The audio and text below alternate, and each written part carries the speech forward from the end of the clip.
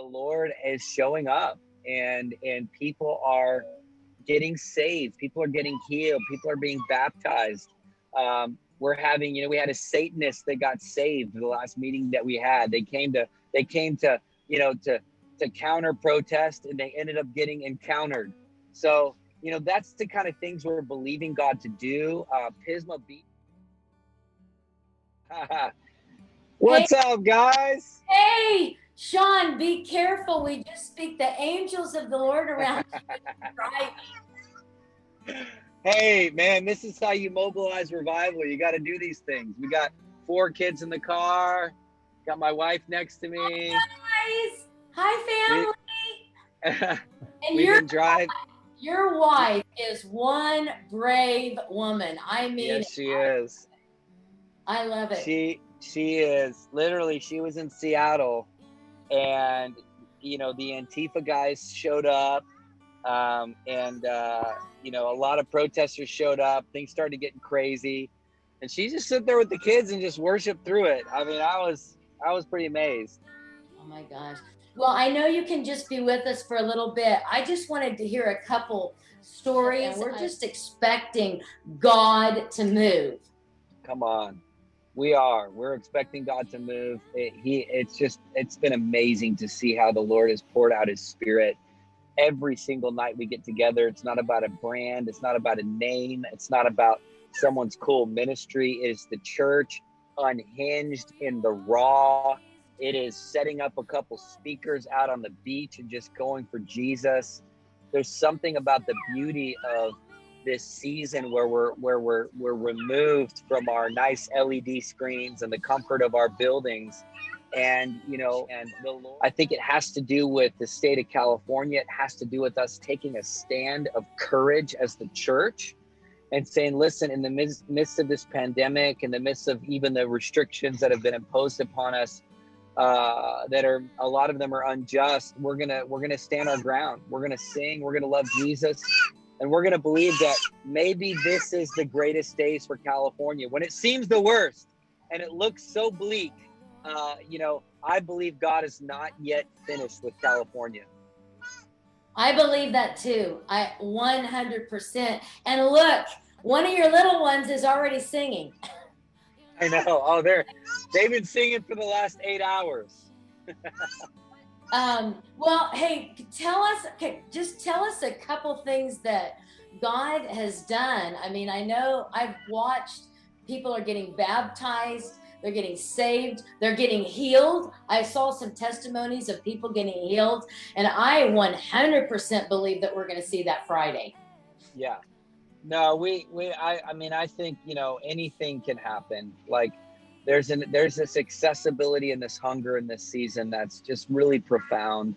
And America is hurting. I think that a lot of people don't realize when the church doesn't gather in the midst of the not only the virus, but the racial tension. You have so many things happening, and right now alcoholism and drug use is shot up 400% right now. You have divorce rate is through the roof, child molestation, domestic abuse and violence. I mean, there's just we're really in a moment of crisis. It's like, we need that Amos 9:11. In that day I will rebuild David's fallen tent. It's in the day. I don't know if you guys have read Amos chapters 1-8. It's super depressing. Don't do it. But you can summarize it as the chapters where Israel's turned away. They've left the Lord. There's no hope. It says the word of the Lord was rare in the land. And then here in Amos 9:11, right towards the end, here comes this prophetic promise in the last day, in that day, I will rebuild the tabernacle of David and I will restore the ancient ruins. And so I feel like that's what we're called to do on the beach. That's what's going to happen. We're going to build a tabernacle of worship and prayer. The Lord is going to show up because he inhabits the praises of his people, and God is going to rock us. And I believe that, that we're going to see a shift across California, but it's also important for the whole nation. Yeah. Going into these cities, we've been going into Portland, where the riots are, Seattle, where CHOP formerly was. You know, we're going to be in New York City, ground zero of COVID next week. There's just no place that's impossible, you know, for where God can't move. And you bring love in the midst of people wanting to bring hate. That's what I noticed.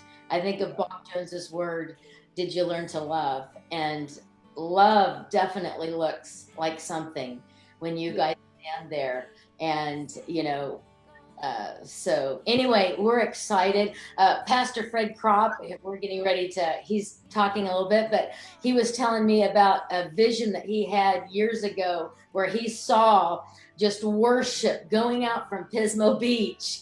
Come and on. Move of God. And he's like, this is the start of it. Yeah. Come on. I was with Reinhard Bonnke in 2006. And Reinhard Bonnke, we were in a prayer meeting together, and he was praying, and I was at that time in Seattle.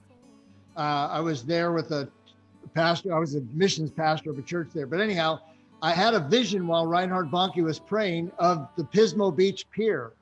And Wow. I saw a small group of people in a circle standing on the Wow. pier, and I saw these giant speakers like Reinhard used for the big crowds that would throw the sound out a long ways. Yeah. Yeah. And then I looked and I saw thousands and thousands of people on both sides of the pier. And I knew that it had to be there because that was the only venue that could handle that many people. Wow. And when I prayed about it for years, and I said, what is it, Lord? He said, it's a prayer meeting. Come on. So I believe that you are the fulfillment of that vision. Oh man, that is heavy. Woo! Well, you know, it's funny because we feel like we're stumbling into this, and then you hear words like that, and there's so many people that have longed and groaned and prayed for this, and I just feel fortunate to be a fly on the wall to watch God do it. So we're super honored to come, and you know, we're going to send evangelism teams across the region and the beach that day, and we're just going to believe for a mighty harvest, and everything that intercessors and dreamers and people have prayed and believed for. You know, we're just going to ask the Lord, like, it's harvest time. You know, it's harvest time. Why not now? We're going to pull on that legacy of people like Reinhard and others that have led in bold faith, and we're gonna call for it to come forth in our generation. So anyway, I'm thankful for you guys. We're so honored to partner with you. What a joy.